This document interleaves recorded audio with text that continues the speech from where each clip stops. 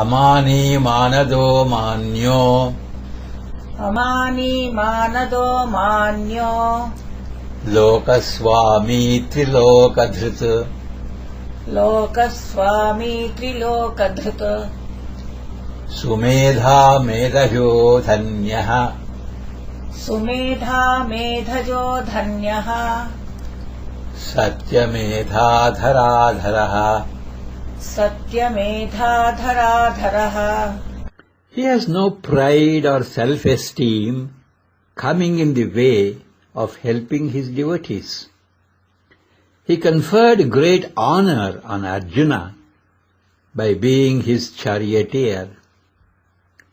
As their Lord, he is the supporter and uplifter of all the three worlds.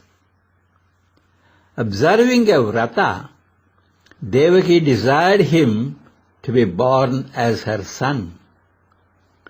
If the vrata is viewed in terms of a yajna, his birth is like the fruit resulting from the performance of that yajna, yajna phala. Filled with a true affection for the Yadavas, he lifted up the Govardhana mountain and held supporting it on his finger. Amani अमानी मानदः मानदः मान्यः मान्यः लोकस्वामी लोकस्वामी त्रिलोकधृत् त्रिलोकधृत् सुमेधा सुमेधा मेधजः मेधजः धन्यः धन्यः सत्यमेधः सत्यमेधः धराधरः. धराधरः. ओम अमानिने नमः.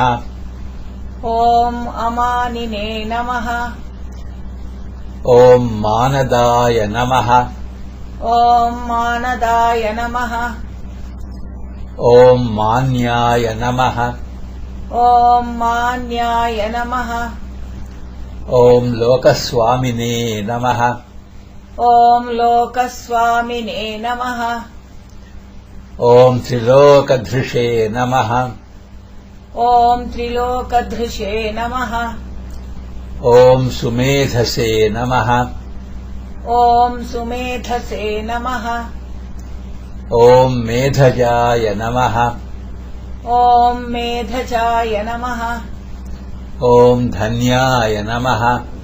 ओम धन्याय नमः. ओम सत्यमेधसे नमः. ओम सत्यमेधसे नमः. ओम धराधराय नमः. ओम धराधराय नमः. 80ನೇ ದಿನ ತನ್ನ ಭಕ್ತರಿಗೆ ಸಹಾಯ ಮಾಡಲು ಸ್ವಪ್ರತಿಷ್ಠೆಯಾಗಲಿ ಗರ್ವವಾಗಲಿ ತೋರುವುದಿಲ್ಲ ಈತ.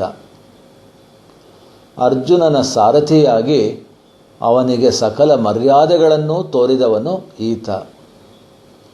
3 ಲೋಕಗಳ ಒಡೆಯನಾಗಿ ಆ ಲೋಕಗಳ ಆಧಾರ ಸ್ತಂಭ ಮತ್ತು ಬೆನ್ನೆಲುಬಾಗಿರುವವನು ಈತ.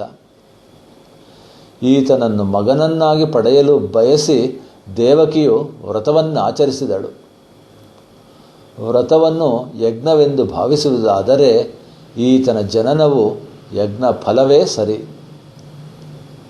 ಯಾದವರ ಬಗ್ಗೆ ನಿಜವಾದ ವಾತ್ಸಲ್ಯ ಹೊಂದಿರುವ ಈತ ಗೋವರ್ಧನಗಿರಿಯನ್ನು ಮೇಲೆತ್ತಿ ತನ್ನ ಬೆರಳಿನಿಂದ ಆಧರಿಸಿ ಹಿಡಿದನು.